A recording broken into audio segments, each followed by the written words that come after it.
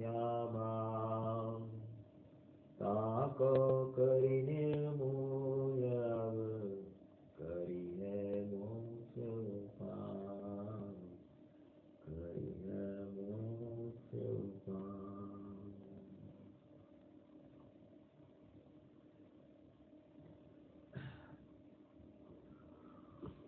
सूक्ष्म मिथ्यात्व की चर्चा इस अध्याय के माध्यम से पंडित साहब कर रहे हैं। क्या है सूक्ष्म मिथ्यात्व, जिसको लेकर यह जीव इतना उत्कृष्ट प्रयास करके भी अपने शाश्वत सत्ता को या अपने सत्य की जो खोज थी उस खोज को प्राप्त करने में सफल नहीं होता है, उसका ज्ञान इस अधिकार के माध्यम से पंडित साहब करा रहे हैं। और इसको 3 भागों में विभाजित कर रहे हैं। एक तो 3 भाग क्या, इनफैक्ट ज़्यादा भी है, लेकिन मूल रूप से मिथ्यात्व की चर्चा जैसे हमने देखा, एक निश्चयाभास रूप मिथ्यात्व, एक व्यवहाराभास रूप मिथ्यात्व, एक उभयाभास रूप मिथ्यात्व, ऐसे 3 भागों में विभाजित किया। और उसके आगे फिर सम्यक तो सन्मुख मिथ्यात्व, ऐसी एक चौथी भी बात रखी है। और फिर पुरुषार्थ से मोक्ष की प्राप्ति आदि आदि सब बातें हैं। बट मूल रूप से मिथ्यात्व की जो चर्चा की है ये 3 भागों में यहाँ पर रखी है, जिसको लेकर जीव शाश्वत सुख को प्राप्त नहीं हो रहा है, भ्रम में पल रहा है, भ्रम में आगे बढ़ रहा है। और हो क्या रहा है कि इसका और बुरा होने वाला है, क्योंकि पूर्व का तो मिथ्या तो है ही, और ये नवीन रूप से यहाँ पर बात उसने और पुष्ट की। देखो मैं और थोड़ा सा बताऊँ आपको। देखो, एक होता है क्रोध और एक होता है गृहीत क्रोध। समझ में आ रहा है क्या? थोड़ी मैं इसको ओपन करूँ तो आपको अगृहीत मिथ्यात्व और गृहीत मिथ्यात्व इसका थोड़ा सा अंदाज या अंतर भी आपको ख्याल में आएगा।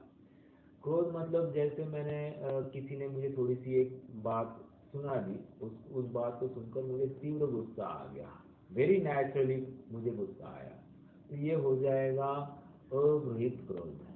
किसी ने मुझे उकसाया नहीं, कुछ नहीं।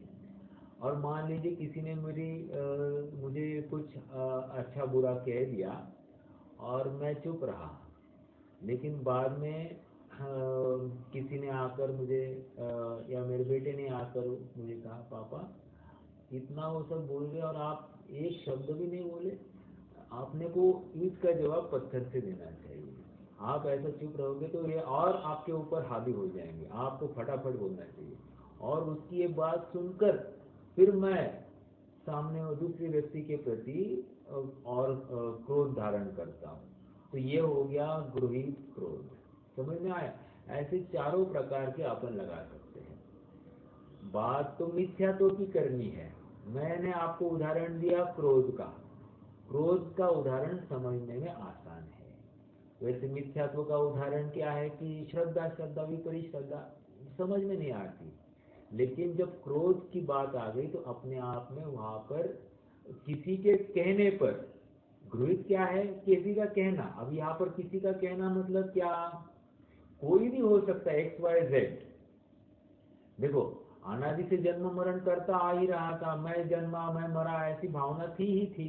लेकिन फिर यहाँ के ही जन्म मरण में जो बर्थडे आदि की कल्पना की, तो इसको लेकर अलग से क्या हो गया? वही तो धारणा थी, बराबर थी तो वही धारणा, लेकिन इसको नए एंगल से पुष्ट किया, इसलिए इसको गृहीत मिथ्यात्व के खाते में ले रहे हैं। ठीक है? हालांकि ऐसा तो अनंत बार कर आया है, बट इसको नवीन सिरे से इस मनुष्य भाव में और पुष्ट किया, इसलिए इसको और ग्रहण किया, तो इसलिए इसको गृहीत मिथ्यात्व के खाते में लिया जा रहा है। ठीक है? हाँ जी। तो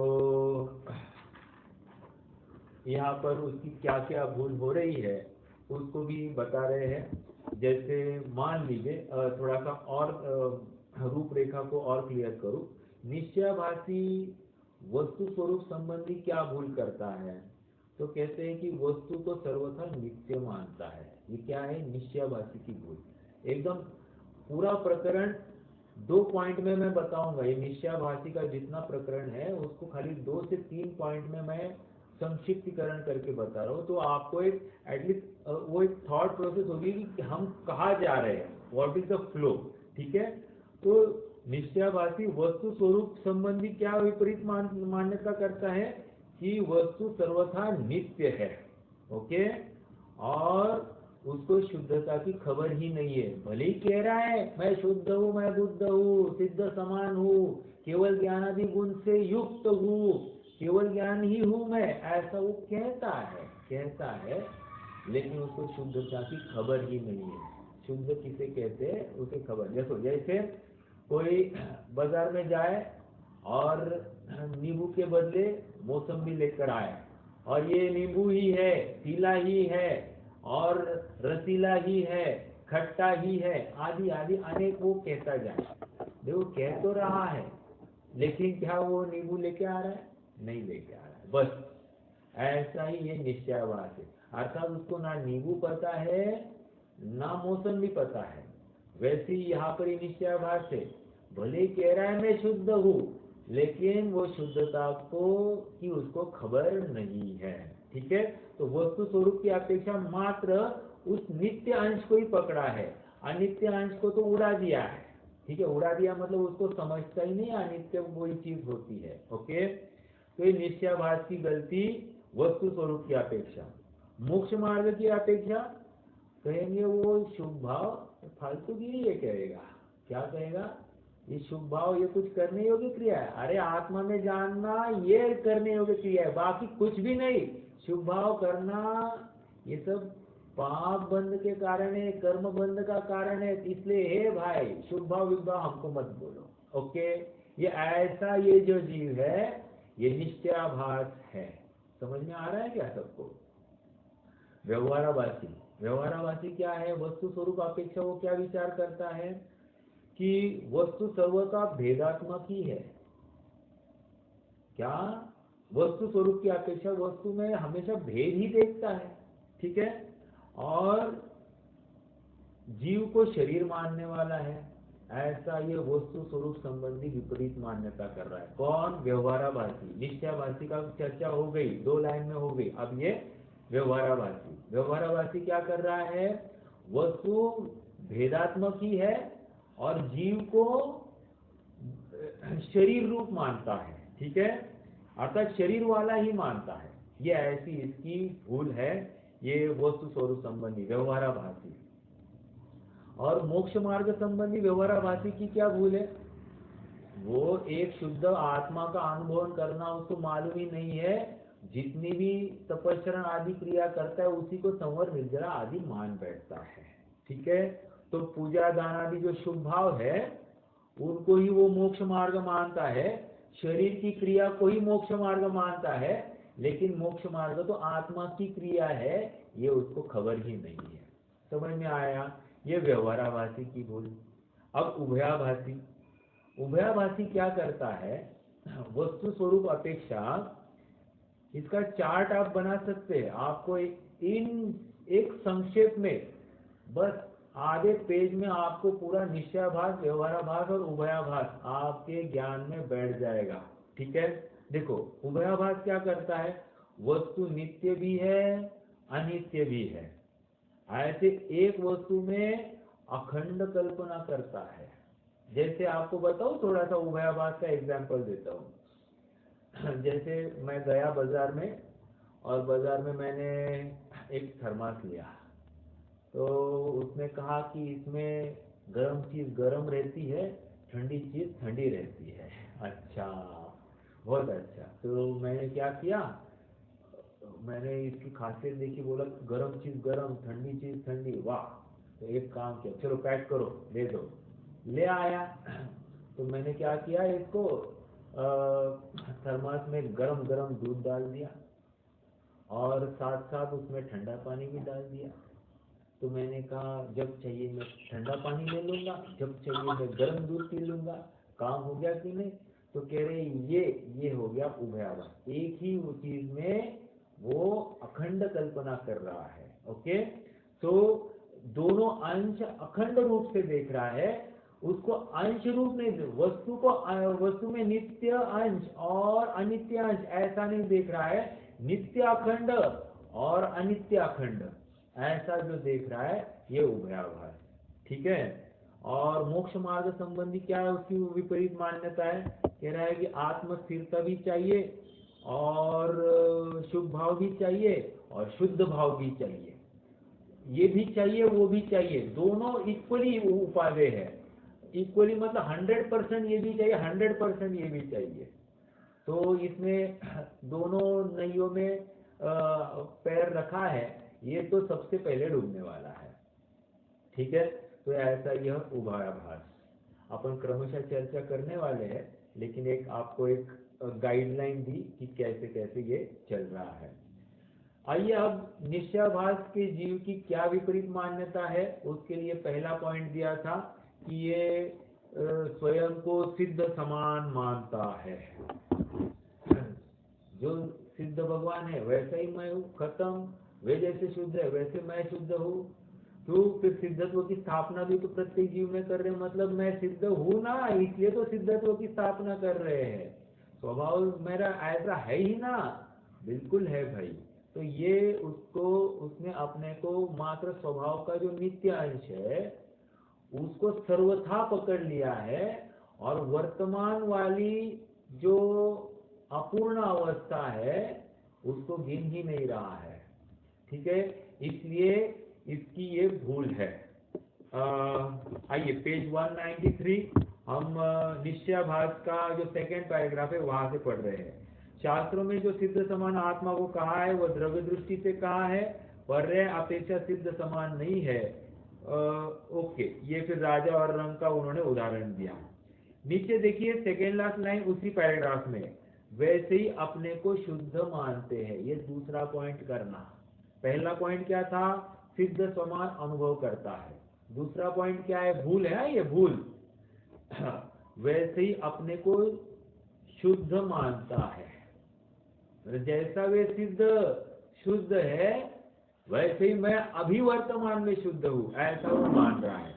परंतु शुद्ध अशुद्ध अवस्था पर्याय है, इस पर्याय अपेक्षा समानता मानी जाए तो यही मिथ्या दृष्टि है।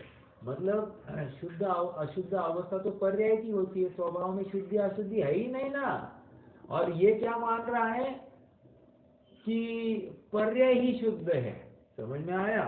और शुद्ध अशुद्ध अवस्था पर्याय है, वो पर्याय अपेक्षा समानता मान रहा है, किसको, सिद्ध को, और स्वयं को पर्याय अपेक्षा समान मान रहा है, द्रव्य दृष्टि अपेक्षा समान नहीं मान रहा है। इसीलिए कह तो रहा है मैं शुद्ध हूँ, मैं सिद्ध हूँ, ऐसा कहते हुए वर्तमान में पर्याय को ही सिद्ध समान अनुभव रहा है, तो जबकि पर्याय सिद्ध समान नहीं है, पर्याय तो अभी हीन है, अशुद्ध है, और स्वयं को वर्तमान में सिद्ध प्रमाण मान लिया। ठीक है, ये दूसरी बात हो गई।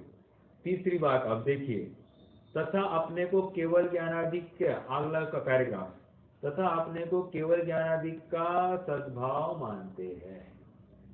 मतलब मैं मुझे, हाँ प्रश्न है क्या भैया? हाँ भैया, ठीक है। प्रश्न ऐसा है, तो अभी वर्तमान में सिद्ध मान रहा है ऐसा बोले तो ऐसा तो कोई भी चीज और कोई भी काल में नहीं मान सकता।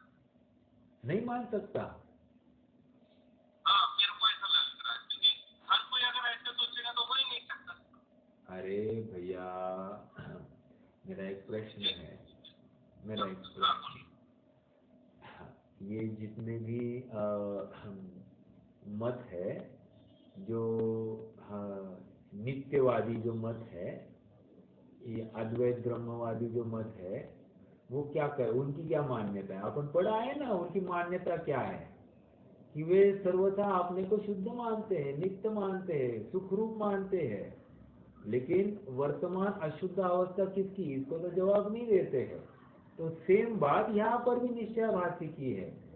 देखो हमारी ऐसी अवस्था शायद नहीं होगी, इसलिए हमको दूसरा व्यक्ति भी वैसा दिखाई नहीं देता है। अंडरस्टैंड माय पॉइंट क्या है, हम अपने चक्षु से जगत को देखना चाह रहे हैं, जबकि हमको हमारा चक्षु तो आगम चक्षु होना होता है, अर्थात आगम के माध्यम से हम जगत को देखें तो हमको जगत बहुत अलग अलग जाति का दिखाई देगा। समझ में आया?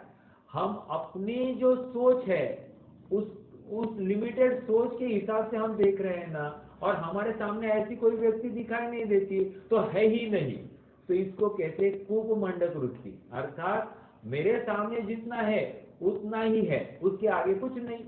ऐसी जो वृत्ति है ये नहीं, हमारे सामने नहीं इसलिए सर्वथा नहीं है, ऐसा थोड़ी है ना, वही तो बता रहे हैं। और शास्त्रों में देखो निश्चयाभास इन्होंने शब्द दिया है, ये भी शब्द इनका है निश्चयाभास, लेकिन शास्त्रों में भी शास्त्रों के माध्यम से ये निश्चयाभासी हुआ है। बिल्कुल जैन शास्त्रों को पढ़ के ही, समय सार पढ़ के ही ये निश्चयाभासी हो गया है। ऐसी भूल इसकी उसी की वजह से है, और दिखाई नहीं देती तो मैं आपको दिखा सकता हूँ, लेकिन कंडीशन अप्लाई है, आप मानिए मेरी बात है, ठीक है। मतलब जहाँ पर क्रियाकांड को कोई गिने ही नहीं, अपन तो शुद्ध ही है, अपने वो कर्म बंध होता ही नहीं है, ऐसी भी मान्यता रखने वाला जीव है, ठीक है। और स्वैराचार हो जाता है, उसको स्वच्छंदता हो जाती है। नहीं तो स्वच्छंदता क्यों हो? समझ में आ रहा है? यदि मैं सिद्ध समान हूँ, देखो एक छोटा सा एग्जांपल देता हूँ, मान लीजिए कि मैं आज प्रेसिडेंट बन जाऊँ, तो अपने आप में प्रेसिडेंट जैसी ही मेरी सोच होगी, मेरी चर्या होगी, मेरी हलचल होगी, मेरी अदब होगी, सब होगा कि नहीं होगा? होना चाहिए कि नहीं होना चाहिए? होना चाहिए। अगर मैं प्रेसिडेंट हो जाऊँ और मैं एकदम आंडू पांडू जैसे मेरा प्रवर्तन हो, तो वो प्रेसिडेंट के पद को शोभा देगा क्या? नहीं देगा। सेम बात, ये स्वयं को सिद्ध समान अनुभव रहा है, लेकिन सिद्ध जैसा इसका कोई भी एप्लीकेशन दिखाई नहीं दे रहा है। ओके, इसलिए ये निश्चयाभास। ओके, हाँ आपका तर्क ठीक है कि हमको दिखाई नहीं दे रहा है, लेकिन ऐसी भी कोई विचारधारा हो सकती है। नहीं है तो ठीक है, लेकिन हो सकती है। और ऐसा होकर हमको क्या निर्णय करना? हमको इतना ही निर्णय करना कि ऐसी अगर हमारी विचारधारा हो तो उस विचारधारा को फटाफट निकाल दें, बस इतना ही। यहाँ पर आगे चलकर पंडित साहब स्वयं कहेंगे, जब हमको निश्चय का पक्ष ज्यादा हो और व्यवहार गौण हो, तो अपनी व्यवहार का अवलंबन विशेष, व्यवहार के शास्त्र पढ़ के अपनी व्यवहार को ऊर्ध्व करना। और जब हमको व्यवहार का पक्ष विशेष हो, तो फिर निश्चय परक आशय के शास्त्र पढ़कर अपने निश्चय के चिंतन को और बढ़ाना। ऐसा पंडित साहब स्वयं आगे बताने वाले हैं। निष्कर्ष इतना ही है कि इसका बहुत बड़ा बैलेंस हमको रखना पड़ेगा, और उस बैलेंस पूर्वक आगे बढ़ना पड़ेगा, तब जाकर हमको यथार्थ वस्तु की प्राप्ति होगी। क्योंकि कई कहेंगे 11वीं गाथा क्या है? व्यवहार अभूतार्थ है, निश्चय ही भूतार्थ है। इसी गाथा को पकड़ के कोई निश्चयाभास हो गया भैया, और कुछ नहीं। इसी गाथा को लेकर, मैं तो गाथा का नाम भी बोल रहा हूँ, तो आप कहोगे समय सर अच्छा नहीं किया। हम अच्छा बुरे की बात ही नहीं कर रहे, जो गलत अर्थ निकाल रहा है उसकी चर्चा कर रहे। और ऐसी विचारधारा हम में भी हो सकती है, तो यदि हम में हुई तो उसको निकाल फेंकना, किसी और की XYZ की बात नहीं करेंगे। ओके, हाँ जी, भैया हाँ बोलिए। तो ये तीनों का बंध कैसे होगा? मिथ्यात्व का अलग अलग होगा कि क्या, कैसे होगा?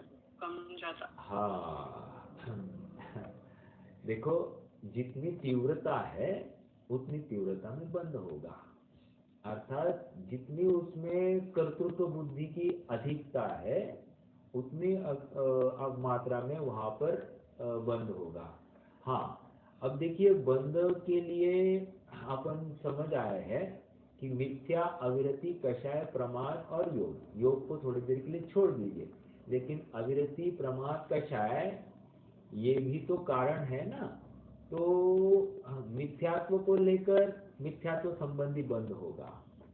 फिर अविरति, कषाय, प्रमाद, इनका भी अपना अपना वैयक्तिक स्तर को देखकर उसका भी अलग से बंध होगा, और सबका एक मिला जुला जो कॉम्बी पैक होगा उसको उस रूप में जीव को बंध होगा। देखो हम चर्चा कर रहे हैं, हमको यहाँ से थोड़ा लोग भेल लेनी पड़ रही है ना, इसका लो इसका लो इसका लो, और कर्म कैसे हो गए, फटाफट एक झटके में बराबर वो बंद हो जाता है। मतलब इतने परिणाम, इतने गुणों का परिणमन एक झटके में वो बराबर इस जीव को मिल जा रहा है। एक झटका मतलब एक समय में यहाँ पर जीव का परिणाम, और तत्समय में वहां पर नवीन बंध और वे कर्म परमाणु इसमें आकर्षित कर भी दिए। कुछ भी समय भेद भी नहीं, इतना वो है, किसने किया, सब ऑटोमेटिक व्यवस्था है। इतना सरल और अच्छा ये सब व्यवस्था है, व्यवस्थित व्यवस्था है। तो मिथ्यात्व, जैसे अभी स्थूल मिथ्यात्व और सूक्ष्म बोल रहे हैं ना, तो हाँ, फिर सूक्ष्म में कम बंद होगा, ऐसे कुछ है कैसे? हाँ राइट, सूक्ष्म में बिल्कुल, क्योंकि यहाँ पर सच्चे देव शास्त्र गुरु के सन्निधि में आया है। एक बात तो ये है, दूसरी बात ये है कि ये छल नहीं कर रहा है। यदि छल करेगा तो वो सूक्ष्म भी नहीं है, वो तो छलिया है, और फिर वो स्थूल में चला जाएगा, कम स्थूल वाले में चला जाएगा, क्योंकि वो वांछा कर रख रहा है ना। ये सातवें अधिकार वाला जो है ना, ये निर्वांछक मिथ्या दृष्टि है। निर्वांछक मतलब इसको ऐसा लगता नहीं कि मुझे ये अपेक्षा करनी चाहिए, लेकिन वो कर रहा है, ऐसा है। मतलब विपरीत धारा ये उसका पोषण कर रहा है, ये इसकी ऐसी भूल है। मतलब भोला जीव है, और यदि इसमें थोड़ी भी मायाचारी हो तो ये इस सातवें अधिकार में फिट नहीं होगा, फिर वो जाएगा छठवें अधिकार में, वो वांछा वाला जीव हो जाएगा। फिर वो भले ही कुदेव कुगुरु कुशास्त्र को नहीं भज रहा है, लेकिन देव शास्त्र गुरु में कुदेव कुगुरु और कुशास्त्र की कल्पना कर रहा है, तो छठवें अधिकार वाला वो हो जाएगा मिथ्या दृष्टि। ओके, फिर उसका ज्यादा बंध है, उसका ज्यादा बंध है, वो छल है और उसको ज्यादा बंध होगा। लेकिन यहाँ वाला इसको मंद बंध होगा, बिल्कुल सही है। ठीक है, जैसे व्यवहाराभासी है। व्यवहाराभासी मतलब किसको खड़ा करने वाले हैं, द्रव्यलिंगी मुनि को खड़ा करने वाले हैं।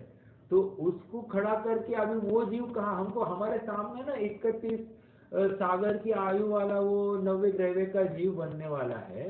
कोई साधारण पुरुषार्थ नहीं वहां तक जाना, और वो जा रहा है और परिणामों की विशुद्धि के बल पर जा रहा है, लेकिन मिथ्या तो वहां पर बिल्कुल है अड़ी। लेकिन इसके बावजूद भी उसकी आयु बंद हो रही है, तो वो 31 सागर की आयु वाला देव बन रहा है। इसका मतलब चारित्र संबंधी भी परिणामों को अच्छा दम है, ये इसमें से सिद्ध हो रहा है। अर्थात थोड़ी कषाय भी मंद हो गई ना, फटाफट फल भी अच्छा मिलता है। बट ड्यू कोर्स में, कालांतर में ये मिथ्यात्व ही राज करने वाला है, तो वो अपना वहां पर भी उल्टी मान्यता का ही पोषण करेगा, और जैसी वहां की आयु पूर्ण होती है तो यहाँ पर और पतन को प्राप्त होता ही होता है, सहज ऐसा नियोग हो जाता है। ठीक है, चलिए। तथा अपने को केवल ज्ञानादि का सद्भाव मानते हैं, परंतु अपने को तो क्षयोक्षम रूप मति श्रुतादि ज्ञान का सद्भाव है। शायिक भाव तो कर्म का क्षय होने पर होता है, और ये भ्रम से कर्म का क्षय हुए बिना ही शायिक भाव मान रहा है। क्या कह रहा है, अपने में केवल ज्ञान आदि का सद्भाव है।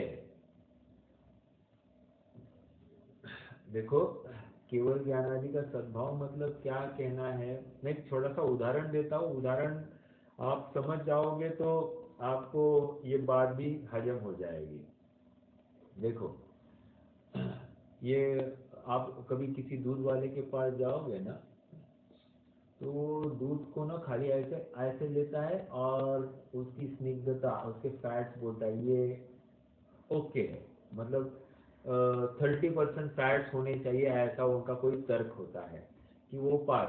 तो ये ऐसे जस्ट चेक करता है और उसके ऊपर से वो बोल देता है कि ये 30% फैट है, इसमें घी है। ओके। तो कोई दूध देख रहा है, दूध में घी किधर है, घी किधर है, घी किधर है।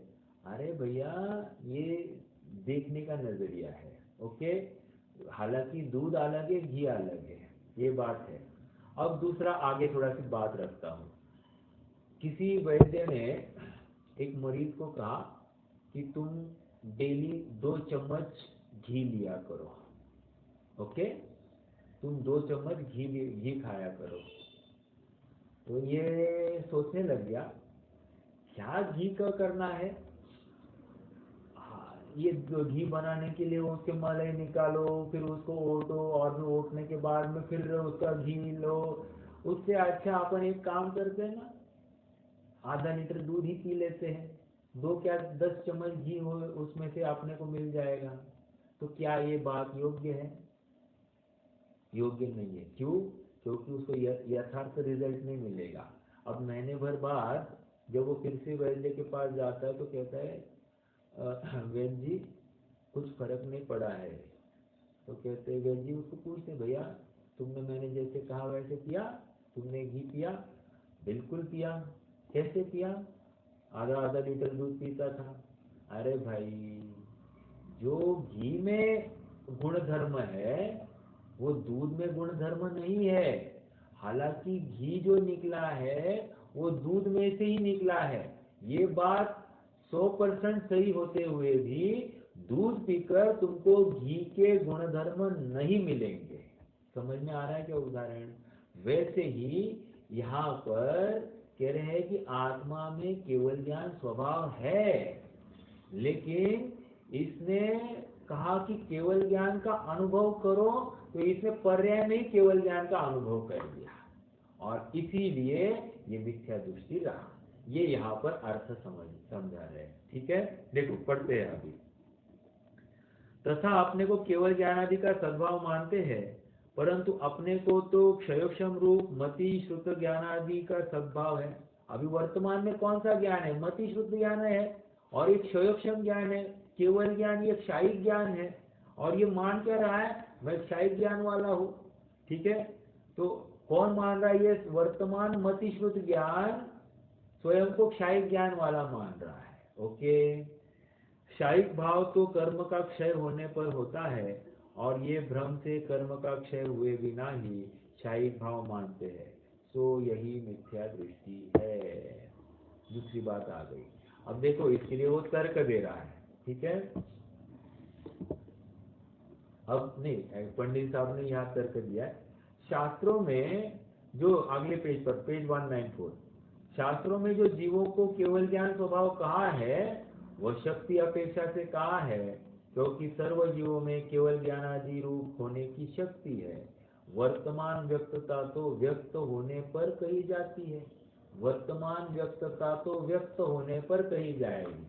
मतलब वर्तमान में जो स्वभाव की हयाती है वो तो पर्याय में जब वैसा ही स्वभाव जैसा अंश प्रकट होगा तब हम कहेंगे। समझ में आ रहा है? देखो, मैंने कहा कि 1 लीटर दूध में 150 ग्राम घी निकलेगा, तो कहाँ है घी? अरे घी वो उसकी व्यस्तता होने की, मतलब उसकी मलाई निकालेंगे, उसको ओटेंगे, ओटने के बाद नहीं वो घी निकलेगा। देखो अभी एक आपको प्रश्न करता हूँ, है ना। मैंने 1 लीटर दूध लिया और मैंने किसी ने कहा कि 1 लीटर दूध में 150 ml घी निकलेगा, तो मैंने क्या किया, घी उसको मलाई निकाल के उसको उसका घी करना पड़ता है। मैंने कहा क्यों?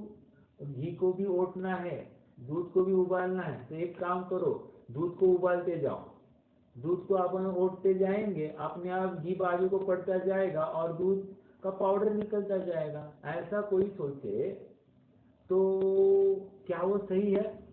नहीं है, क्योंकि उसकी एक विशिष्ट प्रक्रिया है।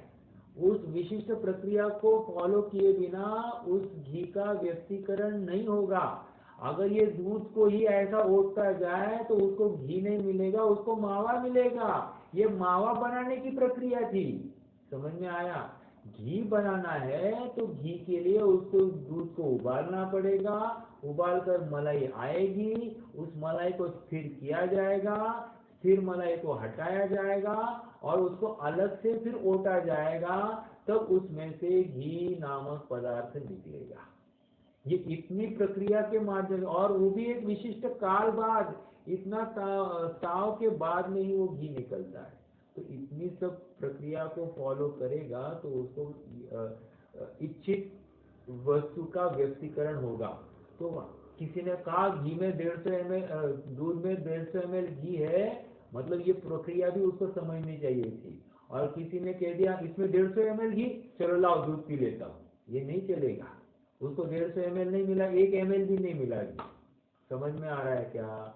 ऐसा ही ये क्या कर रहा है, स्वयं को केवल ज्ञान स्वभाव वाला मानता है और केवल ज्ञान स्वयं में मान रहा है, और वो स्वभाव अपेक्षा कथन था, और ऐसे स्वभाव का पर्याय में प्रगटीकरण करना है, तब जाकर हम वो यथार्थ अवस्था होगी, इसका भान नहीं है।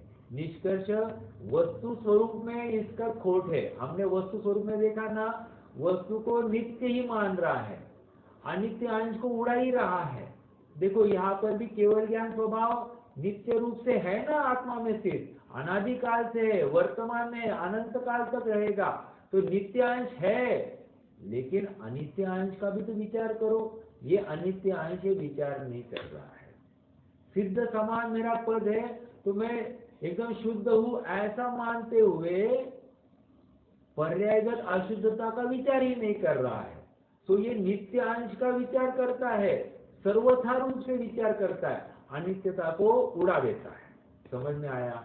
इसलिए ये निश्चयाभास, समझ में आया? ये वस्तु स्वरूप में इसकी भूल, पहले तो ये वस्तु स्वरूप संबंधी भूल दिखा रहे, फिर मोक्ष मार्ग संबंधी भूल भी दिखाएंगे, लेकिन अभी ये वस्तु स्वरूप संबंधी भूल अपने सामने खड़ी कर रहे हैं। मैं आशा रखता हूं कि आप थोड़ा सा प्रकरण को समझ पा रहे हैं, जुड़ पा रहे हैं, क्योंकि हमने वस्तु स्वरूप संबंधी निश्चय व्यवहार कल घटित करके देखा।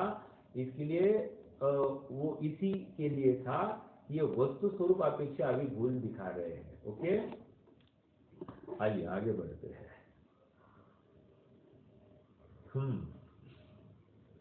कोई ऐसा मानता है कि आत्मा के प्रदेशों में तो केवल ज्ञान ही है, ये ऑलमोस्ट उस पॉइंट का ही एक्स्ट्रा इलैबोरेशन है। ऊपर आवरण होने से प्रकट नहीं होता है, सो वह भ्रम है। केवल ज्ञान स्वभाव की बात कर रहा है, लेकिन यहाँ पर क्या मान रहा है? थोड़ा सा मान रहा है, हाँ थोड़ा सा आवरण है, वो आवरण की वजह से केवल ज्ञान नहीं है। जैसे आवरण हटता है तो काम हो जाएगा, तो आवरण के हटने की राह देख रहा है, जबकि आवरण हटता नहीं है। वहां पर आवरण हटने के लिए जीव को वैसा उद्यम स्वयं संबंधी करना पड़ेगा, तो ये कर नहीं रहा है। ओके, इसलिए उदाहरण जो है, उदाहरण जैसे बादल अपने आप हटते हैं, कोई हटाता नहीं है, वैसे ही इसका कर्म का आवरण अपने आप हटने वाला नहीं है। ये तो जब यथार्थ पुरुषार्थ करेगा तब आवरण हटने वाला है। ठीक है, देखो और एक अर्थ तर्क दे रहे हैं, कह रहे हैं कि केवल ज्ञान जब होगा ना इसको, तो कितने भी आवरण सामने हो उसको सारी बातें युगपत दिखाई देगी, और त्रिकालवर्ती बातें युगपत दिखाई देगी। जैसे कि अभी हमारे सामने एक दीवार है, तो दीवार के उस पर हमको कुछ दिखाई नहीं दे रहा है, और फिर भी हम कहे हमको केवल ज्ञान स्वभाव कहा है, तो इसलिए हम केवल ज्ञान वाले हैं। अरे भैया, लेकिन फिर उस साइड का तुम्हें समझ जानने में क्यों नहीं आ रहा है, दिखने में क्यों नहीं आ रहा है? इसका मतलब तुम्हारा केवल ज्ञान स्वभाव प्रकट नहीं हुआ है। समझ में आ रहा है? तो अब यहाँ पर वो वही समझा रहे हैं कि केवल ज्ञान स्वभाव जब व्यक्त हो जाता है तो फिर कितने भी काल का और कितने भी आवरणों के पार का ये सब जान लेता है। जैसे मैंने बहुत सारे कपड़े पहने हैं, तो कपड़े पहने इसका मतलब मेरे अंदर के अवस्था केवल ज्ञान में झलकेगी या नहीं झलकेगी? बिल्कुल झलक सकती है। समझ में आया? अंदर की मतलब मेरे शरीर का एक एक पुर्जा पुर्जा कैसे परिणाम रहा है, उसका परिणाम त्रिकालवर्ती वो जान रहा है। समझ में आया? तो ऐसी ऐसी केवल ज्ञान की ताकत है। अभी मैं यहाँ से नहीं देख पा रहा हूँ और केवल ज्ञान वहां बैठकर जान रहा है। ऐसी केवल ज्ञान की सामर्थ्य है। देखो, कोई ऐसा मानता है, पेज 194 सेकेंड पैराग्राफ, कोई ऐसा मानता है कि आत्मा के प्रदेशों में तो केवल ज्ञान ही है, ऊपर आवरण होने से प्रकट नहीं होता है, तो यह भ्रम है। यदि केवल ज्ञान हो, वज्र पटलादि आड़े होने पर भी वस्तु को जानता है। कर्म आड़े आने पर वो कैसा अटकेगा? इसलिए कर्म के निमित्त से केवल ज्ञान का अभाव ही है। क्या कह रहे हैं?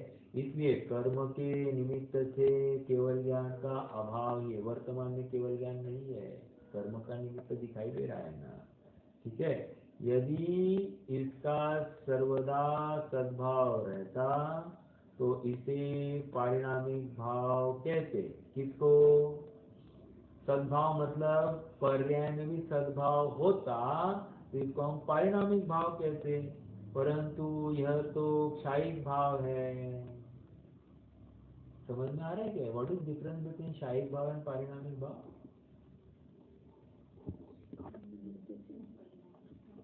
एक नाम अपेक्षा भेद है, संज्ञा भेद इसमें दिखाई दे रहा है। और क्या है?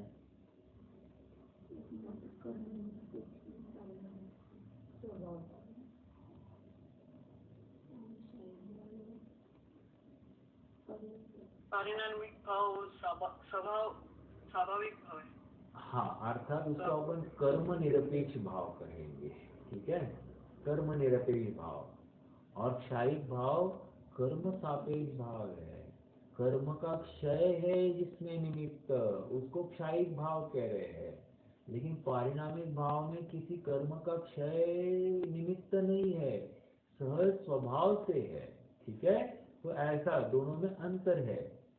क्या कह रहे हैं? यदि इसका सर्वदा सद्भाव रहता हो तो इसे पारिणामिक भाव कहते हैं, परंतु यह तो क्षायिक भाव है। केवल ज्ञान कौन सा भाव है? क्षायिक भाव है, और इसका सद्भाव हमको नहीं दिखाई दे रहा। देखो, पर्याय को उसने द्रव्य में अभेद करके वो केवल ज्ञान ही मान रहा है। ठीक है? देखो, अब यहाँ पर सबसे हाइलाइटिंग सेंटेंस है, इसका अर्थ थोड़ा सा गंभीर है, अपन इसकी अर्थ करने की कोशिश करेंगे। देखो, सर्वभेद जिसमें गर्भित है, सर्वभेद जिसमें गर्भित है,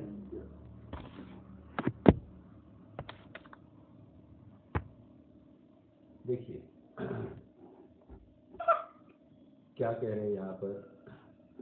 सर्वभेद जिसमें गर्भित है ऐसा चैतन्य भाव सुपारिणामिक भाव। फिर से, सर्वभेद जिसमें गर्भित है ऐसा चैतन्य भाव सुपारिणामिक भाव।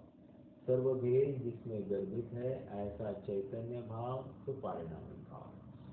मतलब पारिणामिक भाव क्या है? उस चेतन भाव की तरफ है, उनका लक्षण निर्देश है। देखो, अब इसका थोड़ा सा अपन अर्थ समझने की कोशिश करेंगे। सर्वभेद का अर्थ क्या कर सकते हैं? कोई बता सकता है क्या? सर्वभेद जिसमें गर्भित है, तो सर्वभेद इस शब्द का अर्थ क्या निकलता है? कोई प्रयास करेगा सर्वभेद का अर्थ क्या लेना?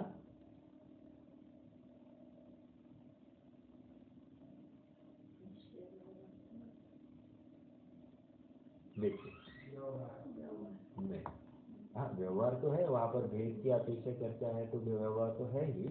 यहाँ पर सर्वभेद का अर्थ द्रव्य अपेक्षा भेद, क्षेत्र अपेक्षा भेद, काल अपेक्षा भेद और भाव अपेक्षा भेद जिसमें गर्भित है उसको पारिणामिक भाव कहते हैं। ठीक है, सर्वभेद जिसमें गर्भित, ठीक है, मतलब सर्वभेद उसमें गर्भित है एक। दूसरा गर्भित, गर्भित की चर्चा करते हैं। पहली क्या हो गई, सर्वभेद की चर्चा, द्रव्य क्षेत्र काल भाव अपेक्षा भेद उसको सर्वभेद कह रहे हैं। जिसमें गर्भित है, गर्भित, अभी गर्भित क्या कह रहे हैं, देखो मेरा प्रश्न है ना, दृष्टि के विषय में क्या क्या है, गुण है, पर्याय है, क्या क्या है, दृष्टि के विषय में क्या है। ये कथन थोड़ा सा आज फिर से हाई लेवल की बात है हाई लेवल मतलब थोड़ी सी कठिन सी बात होगी, थोड़ा उपयोग लगेगा। क्या कह रहे हैं, दृष्टि के विषय में गुण है, पर्याय है या नहीं है, गुण पर्याय है ही नहीं, ऐसा कुछ है, क्या है। वैसे दृष्टि का विषय क्या होता है वो तो बताइए पहले, नहीं तो वो भी मैं बता दूंगा। कोई बता सकता है दृष्टि का विषय मतलब क्या।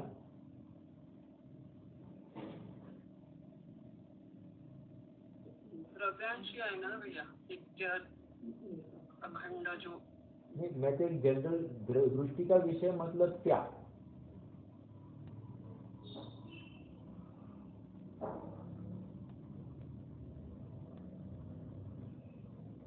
आप तो उसका एक्सप्लेनेशन दे रहे कि वो क्या क्या देखने ये करना है, लेकिन एक लेमैन लैंग्वेज में दृष्टि का विषय मतलब कौन सी दृष्टि से आत्म वस्तु को ग्रहण करना है जिससे मुझे आत्मानुभूति हो जाएगी।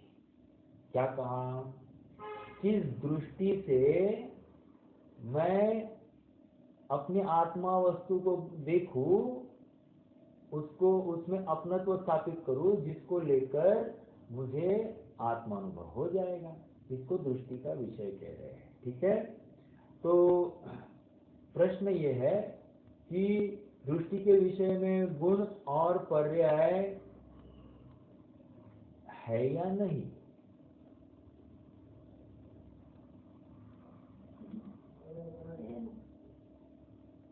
देखो यहाँ पर अब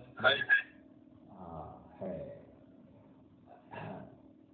देखो अगर आप है कहोगे तो मैं नहीं कहूँगा, अभी आप नहीं कहोगे तो मैं है कहूँगा क्योंकि मेरे पास अपेक्षा है, आपके पास अपेक्षा, आपके पास अपेक्षा है तो बताइए देखो ऐसा है, अभी रूप से है ना भैया।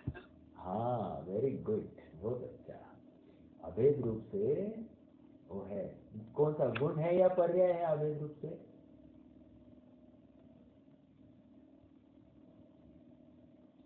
मैंने तो गुण पर्याय अलग अलग कहा है, सब एक ही। हाँ अभेद रूप से गुण और पर्याय दोनों दृष्टि के विषय में शामिल है, और भेद रूप से गुण और पर्याय कोई भी दृष्टि के विषय में शामिल नहीं है। समझ में आ रहा है क्या, अभेद रूप से गुण और पर्याय दोनों को दृष्टि के विषय में शामिल किया। वैसे आगे बढ़ते बढ़ते थोड़ा सा और एक बात आपके सामने रखूं, द्रव्यार्थिक नय क्या किसको कहते हैं, जो द्रव्य को विषय बनाए तो द्रव्यार्थिक नय, अर्थात जो नय द्रव्य को विषय बनाए उसको द्रव्यार्थिक नय कहते हैं, और पर्यायार्थिक नय जो नय पर्याय को विषय बनाए उसको पर्यायार्थिक नय कहते हैं। अब मेरा अगला प्रश्न है, अरे द्रव्य गुण पर्याय ऐसी तीन बातें थी, तो गुणार्थिक नय ऐसा कोई शब्द हमको क्यों नहीं बताया गया, क्योंकि गुण को भी एक कोई ना कोई नए दृष्टि विषय बनाता है, तो फिर एक गुणार्थिक नय भी होना चाहिए था, तो वो गुणार्थिक नय क्यों नहीं बताया गया। ये अपने नए चक्र की क्लास में पढ़ा है, ठीक है, फिर भी कोई बता सकता है तो ठीक है। पर्याय में शामिल करें उनको। हाँ, श्रेयांश भैया वहाँ से पढ़ाई करते करते जवाब दे रहे हैं कि देखो, जब गुण को द्रव्य में शामिल किया जाए तो द्रव्य के साथ अभेद किया जाए तो वो गुण द्रव्यार्थिक नय का विषय बनता है, और जब उसी गुण को पर्याय के साथ अभेद किया जाए तो वो पर्यायार्थिक नय का विषय बनता है। इसीलिए गुणार्थिक नय नाम का ऐसा कोई तीसरा नय बताने की जरूरत नहीं है। समझ में आया क्या? अर्थात गुण को पर्याय के साथ भी अभेद किया जा सकता और द्रव्य के साथ भी अभेद किया जा सकता। अब अपनी परिभाषा लगाइए। जो नय द्रव्य को विषय बनाता है उसको द्रव्यार्थिक नय कहते हैं। अगर उस नय में उस विषय में गुण का द्रव्य के साथ अभेद है तो हमको उसको द्रव्यार्थिक नय का विषय बनाना है। समझ में आया? ऐसी ये बात थोड़ी सी समझी जा सकती है। हाँ जी, देखिए, समय सार की 6वीं गाथा और समय सार की 7वीं गाथा। 6वीं गाथा क्या कह रही है कि दृष्टि के विषय में पर्याय नहीं है, और फिर आगे कह रहे हैं, देखो, नवि होदि अपमत्तो नहीं, क्या है वो, बराबर है ना? नवि होदि अपमत्तो नपमत्तो जानगो दुजो भावो एवं वर्णन्ति शुद्धम। क्या है आगे? नाओ जो सोचेव।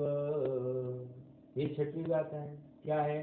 जीव गुणस्थान और मार्गणास्थान से रहित ऐसा जो जीव है वो एवं भणंति शुद्धो, ऐसा जो जीव, उनसे रहित जो जीव है वो दृष्टि का विषय है, पर्याय से पार।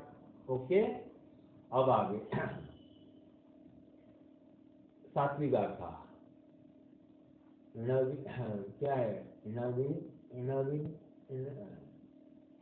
ज्ञान नहीं, दर्शन नहीं, चारित्र नहीं, क्या है वो? एक मिनट है क्या, समय कर लेके आना। 7वीं गाथा में क्या कहा कि वहां पर ज्ञान नहीं है, दर्शन नहीं है, चारित्र नहीं है, और अखंड आत्मा ही दृष्टि का विषय है। तो वहां पर गुण भेद वहां पर नहीं है।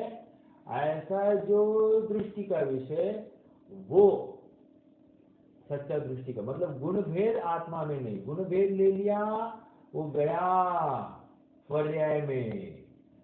गुण का अभेद लिया तो दृष्टि में विषय में आया। पर्याय में अभेद लिया, पर्याय में भेद किया, गुणस्थान देखा, मार्गणास्थान देखा, वो दृष्टि के विषय में नहीं। तो पर्याय का अभेद किया तो वो हो गया दृष्टि का विषय। और इसी को न द्रव्येन खंडयामि, न क्षेत्रेण खंडयामि, न कालेन खंडयामि, न भावेन खंडयामि, ऐसी जो विवक्षा आई है वो यहाँ पर देखो। 7वीं गाथा। व्यवहारेणुवधिस्सरि णानिस् चरितदंसनं णानं न विणाणं न चरितं न दंसनं जानगो शुद्धो न नानम न दंसन न चरित्र। अरे आप ज्ञान हटा रहे हो, दर्शन हटा रहे हो, चरित्र हटा रहे हो, फिर क्या रखोगे? अरे रखोगे मतलब इनका अभेद रख रहे हैं और इनका भेद हटा रहे हैं। समझ में आया? क्यों भेद क्यों हटा रहे? अरे भेद विकल्प करता है, और विकल्प फिर दृष्टि के विषय में अपने को आत्म वस्तु से बाहर रखेगा, इसीलिए उसको दृष्टि के विषय में नहीं रखा गया है। समझ में आ रहा है क्या? दृष्टि का विषय मतलब जिस दृष्टि से हम आत्मा को ध्याए तो हमको आत्मानुभूति हो जाएगी। ओके, उसको कह रहे दृष्टि का विषय। ऑलराइट, दृष्टि के विषय के ऊपर एक बहुत अच्छी मतलब डॉक्टर भारी के प्रवचन है और वो प्रवचन किताबबद्ध हो गए हैं, वो अपने आप पठनीय है। हमको कभी समय मिलता है तो बिल्कुल उसे पढ़ना चाहिए। हाँ जी, तो इतनी ये बात मैंने इसलिए रखी कि वो पर्याय भी अभेद रूप से दृष्टि के विषय में शामिल है और पर्याय का भेद तो विकल्प उत्पन्न करती है, इसलिए वो द्रव्य में या दृष्टि के विषय में शामिल नहीं होती है। ठीक है, हाँ जी। पर्याय देखो, एक पर्याय, और वो पर्याय अभेद मतलब क्या? पर्याय सामान्य, इसका मतलब पर्याय सामान्य और पर्याय विशेष। पर्याय सामान्य ये दृष्टि के विषय में, पर्याय विशेष ये दृष्टि के विषय में नहीं। पर्याय विशेष मतलब जैसे मारीची है, त्रिपृष्ठ है, महावीर है, सिद्ध है, अभी वो महावीर का सिद्ध जीव है, तो कह रहे ये जो पर्याय विशेष है ना, ये दृष्टि के विषय में नहीं है। पर्याय सामान्य, जानन जानन जानन जानन जानन, प्रत्येक समय में पर्याय अनुस्यूत रूप से, अनुस्यूत मतलब बिना रुके एक कंटिन्यूटी में है, वो दृष्टि का विषय है। वो त्रिकाल अखंड वस्तु वो है हमारे दृष्टि के विषय में। लेकिन आप किसी एक पर्टिकुलर पर्याय को बाहर निकालो तो ये दृष्टि के विषय में नहीं बनेगी। ठीक है, तो एक पर्याय को बाहर निकाला वो हो गया पर्याय विशेष, और एक अखंड हमको पर्याय की माल ही दिखाई दे रही है तो हो गया वो पर्याय सामान्य। और ऐसा पर्याय सामान्य ये दृष्टि का विषय, लेकिन एक पर्याय बाहर निकाली ये दृष्टि का विषय नहीं है। पर्याय बाहर निकाले मतलब पर्याय भेद। और देखो, माला फेर रहे, माला, पहला मणि, दूसरा मणि, तीसरा मणि, ठीक है। तो माला जब देखते हैं तो उसमें हमको मणि दिखाई देते हैं, 1 1 2 3 4 5 6 ऐसे, बराबर। लेकिन समग्र रूप से हमको क्या दिखाई दे रही है? माला। उसमें सफेद कलर दिखाई दे रहा है क्या? नहीं दिखाई दे रहा। उसमें धागा दिखाई दे रहा है क्या? नहीं दिखाई दे रहा। उसमें मणि दिखाई दे रहे हैं क्या? नहीं दिखाई दे रहे। हमको तो समग्र रूप से एक माला ही दिखाई देती है। लेकिन जब समझाया जाएगा, देखो ये पहला मणि है, देखो फिर ये धागे का जोड़ है, ये दूसरा मणि है, ये मणि का रंग देखो सफेद है, आदि आदि अनेक एट्रीब्यूट समझाए जाएंगे।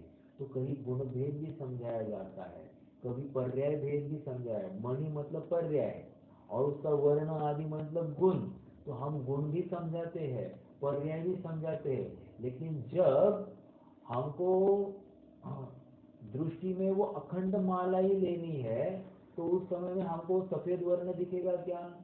एक एक एक एक एक, एक मणि दिखाई देगा क्या? या उनकी कंटिन्यूटी दिखाई देगी क्या?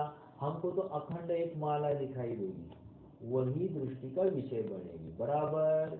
और वही देखने योग्य है।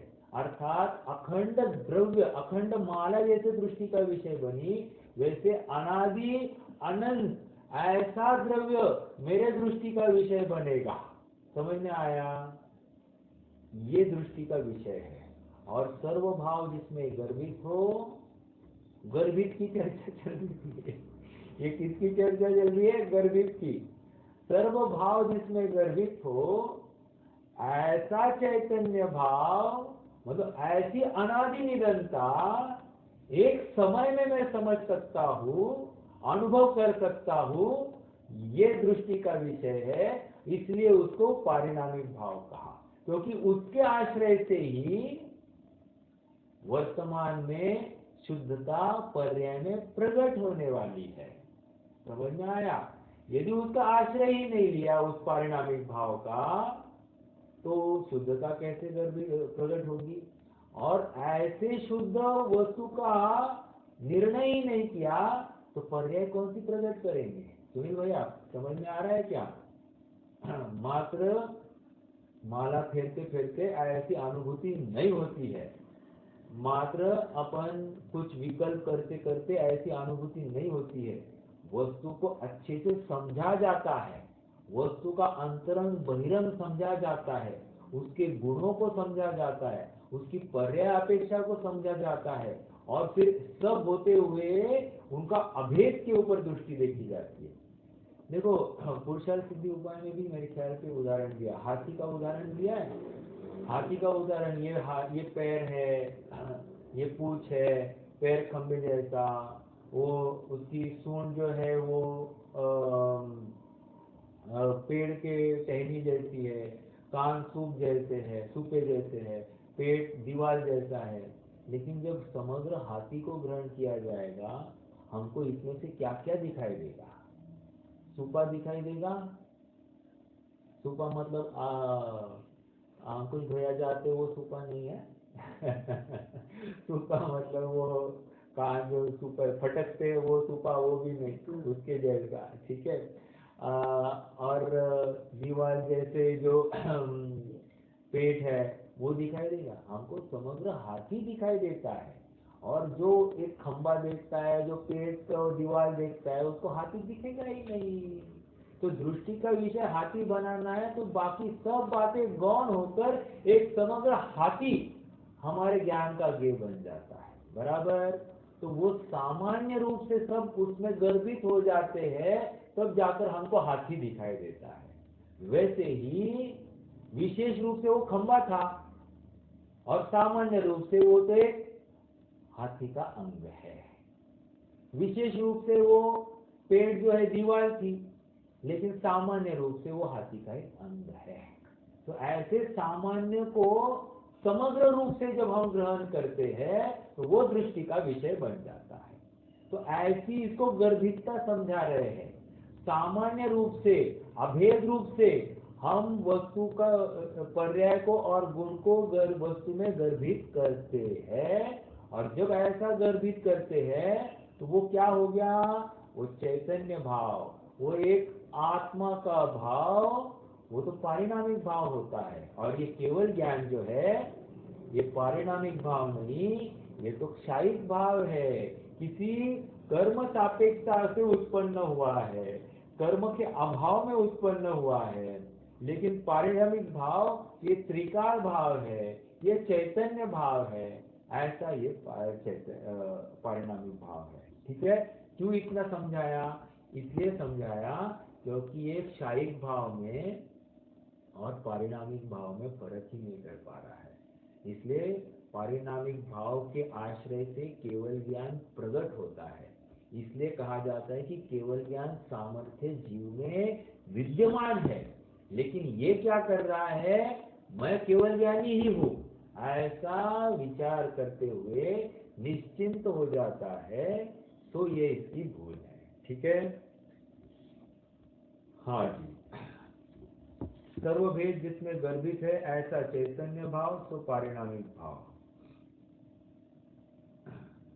पारिणामिक भाव इज नथिंग बट त्रिकाली उपादान, ठीक है। उपादान, उपादान कहते हैं तो इमीडिएटली आश्रयभूत, जिसका आश्रय लिया जाता है, ऐसी वस्तु। इसकी अनेक अवस्थाएं मति ज्ञानादि रूप, वो केवल ज्ञानादि रूप है, सो यह पारिणामिक भाव नहीं है। इसकी मतलब ये जीव की कितनी तो अवस्थाएं मति ज्ञान वाली है, कितनी शुद्ध ज्ञान वाली है, कितनी तो केवल ज्ञान वाली है। तो फिर ये ऐसी अलग अलग अवस्था, ये पारिणामिक भाव नहीं हो सकती, क्योंकि पारिणामिक भाव तो त्रिकाल भाव होता है, कभी चेंज नहीं होता है, अनचेंजेबल, ऐसा शाश्वत। जैसे नमक, नमक का खारापन कैसा है? त्रिकाल है, शाश्वत है, कभी उसको छोड़कर जाने वाला नहीं। अग्नि की उष्णता, वो उष्णता अग्नि में त्रिकाल है, कभी भी देखो अपने को वहां पर उष्णपना दिखाई देगा। कहने की बात इतनी है, तो वो पारिणामिक भाव के खाते में जाते हैं। और जहां पर हमको अलग अलग अवस्थाएं दिखती है, तो कह रहे कि ये पारिणामिक भाव नहीं है, ठीक है। इसलिए केवल ज्ञान का सर्वदा सद्भाव नहीं मानना। आगे दे रहे, ये इतना पैराग्राफ पढ़ेंगे फिर रुक जाएंगे। क्यों? क्योंकि उन्होंने जो उदाहरण दिया, जो प्रश्नकर्ता ने उदाहरण दिया, आवरण है और आवरण हटते ही केवल ज्ञान प्रकट हो जाता है, तो केवल ज्ञान का सद्भाव है ही। जैसे सूर्य है ही, सूर्य कहीं गया नहीं, वो तो मात्र आवरण आया था इसलिए सूर्य प्रकट नहीं हो रहा था, आवरण हट गया तो सूर्य दिखाई देने लग गया। वैसे ही आवरण हट गया कर्मों का तो केवल ज्ञान प्रकट हो गया। बोलने के लिए तो ये भाषा बराबर वैसी की वैसी लग रही है, लेकिन ऐसे ही कर्म के आवरण हटते नहीं है। देखो, तथा शास्त्रों में जो सूर्य का दृष्टांत दिया उसका इतना ही भाव लेना कि जैसा मेघ पटल होते हुए सूर्य का प्रकाश प्रकट नहीं होता, उसी प्रकार कर्म उदय होते हुए केवल ज्ञान नहीं होता, इतना ही उसका अर्थ लेना। तथा ऐसे भाव नहीं लेना कि जैसे सूर्य का प्रकाश रहता है वैसा आत्मा में केवल ज्ञान रहता है, ये नहीं लेना, वो शक्ति है। ठीक है, क्योंकि दृष्टांत सर्व प्रकार से मिलता नहीं है। जैसे पुद्गल में वर्ण गुण है, उसकी हरित पीतादि अवस्थाएं है, तो वर्तमान में कोई अवस्था होने पर अन्य अवस्था का अभाव है। उसी प्रकार आत्मा में चैतन्य गुण है, उसकी मति ज्ञानादि रूप अवस्थाएं है, तो वर्तमान में कोई अवस्था होने पर अन्य अवस्था का अभाव है। अर्थात यहाँ पर आत्मा में चैतन्य गुण है, लेकिन वर्तमान में उस चैतन्य गुण का परिणमन किस रूप में है? मति ज्ञान रूप है। तो कह रहे कि ये मति ज्ञान रूप क्या है? एक अवस्था है, और ये अवस्था क्या कर रही है? वो केवल ज्ञान नहीं होने का परिचायक है, अर्थात उसका अभाव दर्शाती है। ठीक है, चलिए आज के लिए थोड़ा रुकते हैं, आगे और प्रश्न का सिलसिला चलेगा, अपन इसको और क्रमशः कल बढ़ाएंगे। आज रुकते हैं, कोई प्रश्न है तो रख सकते हैं, मेरे दिमाग में। भैया हाँ बोलिए। ऐसा कह सकते हैं ना कि पारिणामिक भाव द्रव्य संबंधी या द्रव्याश्रित है,